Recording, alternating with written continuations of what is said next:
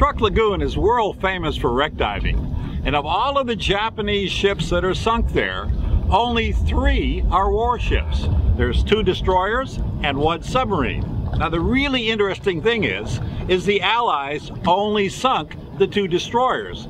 The Japanese themselves sunk the submarine. My first dive in the sub was in the mid-70s, a few years after it was found. But it was about 10 years later that I made more dives on it. And it was these dives that made me feel very different about this wreck. It's a big sub, about the same size as a current U.S. fast attack sub. And towards the end of the war, it was used as a transport. What makes this ship so different is how it was sunk.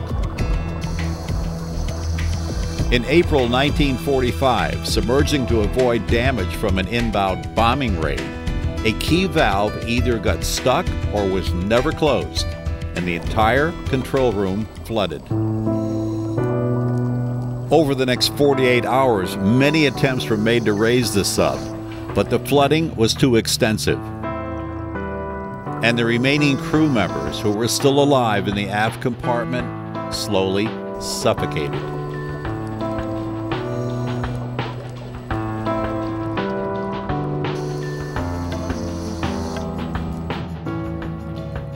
A long time ago, I had made one dive to go inside this same compartment, and I've always remembered that dive. I had to take my fins off first and leave them on the deck. Then I took my tank off, dropped down inside, and then pulled it back down and got it back on. I remember going forward about 10 feet and realizing that there was still a lot of bones there. And also, it was a very tiny space to be in, and I didn't like that one bit. That was it. I turned around and got out.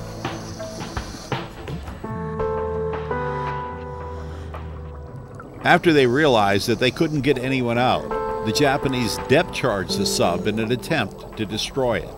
The stern damage is extensive, but you can still clearly see one of the 2 propellers.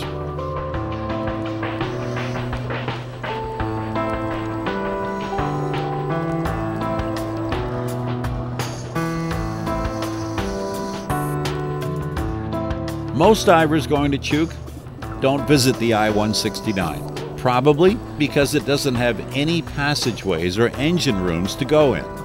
And it's also not one of the premier coral-covered wrecks.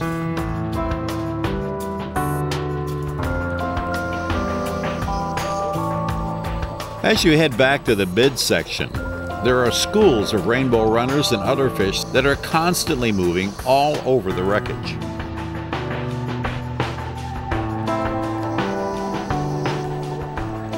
The depth charging has scattered the entire conning tower over a large area on the seabed.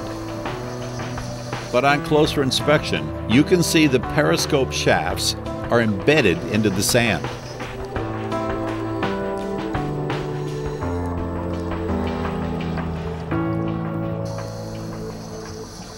Because of the 125-foot depth, you don't really have a lot of bottom time in this sub.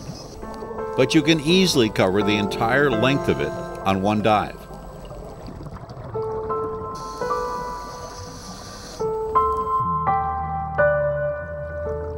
If you're going to dive Truk Lagoon, I highly recommend that you make this very different wreck one of your dives.